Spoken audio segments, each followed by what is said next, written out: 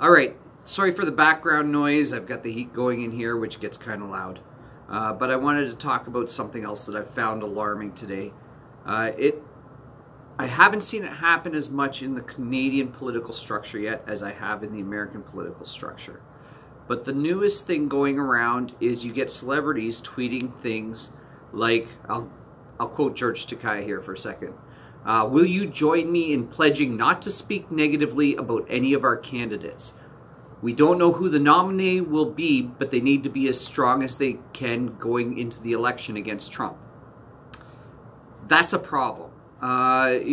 You should be able to speak negative of candidates on either side. You should be able to critique any policies that they have. You should be able to take a stand on any issue in any way, shape, or form. Now, you get this coming out from third-rate celebrities. It's people like George Takei and Melissa Milano. People who haven't done anything to be famous in years except hate Trump. Which, that's fine if you hate Trump, but do you really need a third-rate actor or actress to tell you that's okay? Trump's done lots of things on his own to hate him for. And most of the time, it's not the things that people get most angriest about. It's things like trying to overthrow governments in Venezuela and Syria, giving away the Golan Heights to Israel when it wasn't their land to begin with, and he has no jurisdiction over it. There's lots of reasons to hate Donald Trump, and that's fine if you do. But that doesn't mean you line up with Joe Biden to do it. And part of the problem with this is it's really coincidental that all these tweets came out right after Joe Biden declared his nomination, or declared he was running for the Democratic nomination.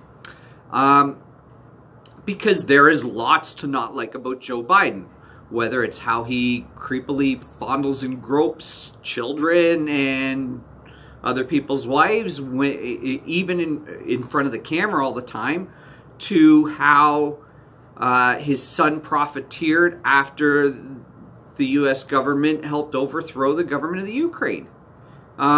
If you haven't looked into what Hunter Biden did after they got rid of Yanukovych and installed Poroshenko, and if you don't believe the U.S. government, look up the Victoria Nuland quote.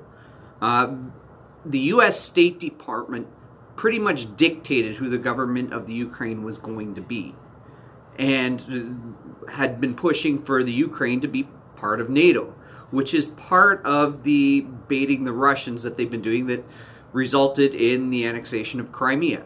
The annexation of Crimea was not, I mean, there was a referendum, who knows how credible the referendum was, but that was a retaliation for the overthrow of the Ukraine government. And if you haven't paid attention to this, which you probably haven't because the mainstream media doesn't cover this, you won't see it on CNN, you have to dig deep for it. You won't see it in the New York Times. There is lots of geopolitical things going on here that don't get covered because they're too busy worrying about the latest flub or gaffe or stupid thing Trump said. Trump will say lots of stupid things. We don't need to focus on all of them.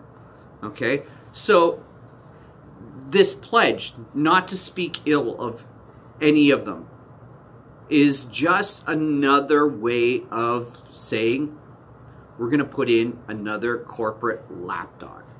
Okay? That's why the Democrats lost the last election. It wasn't because the country's sexist. It wasn't because the country's racist. It wasn't because of any of these things that the media will try and convince you of. It's not because hate crimes are rampant and there's Nazis everywhere. That's all a crock of shit.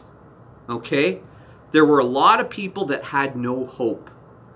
They had no jobs. They had seen their jobs disappear, the manufacturing base.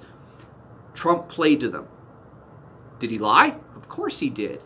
But he got their votes because he played to that, and Hillary didn't.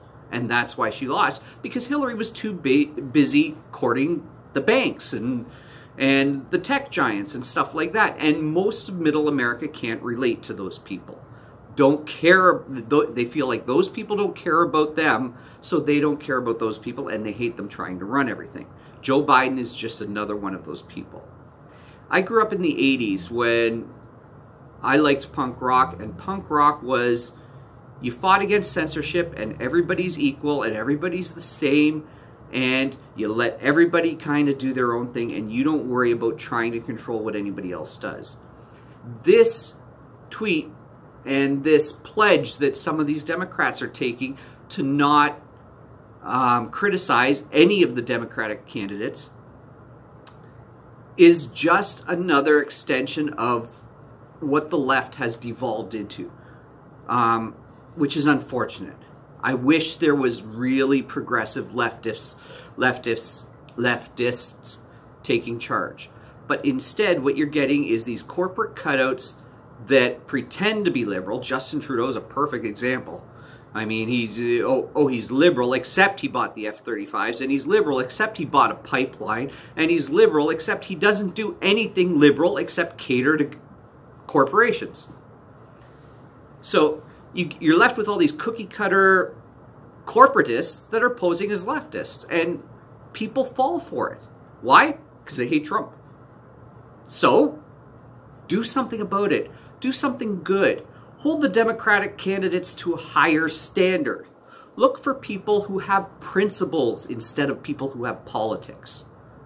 Okay? Because if you have people with principles, you can always appeal to their humanity and hope they'll do the right thing. If you're appealing to people with politics, they're just going to do what their donors tell them. All right. So, think smarter. Don't be afraid to criticize anyone, including me. And think for yourself. Take care.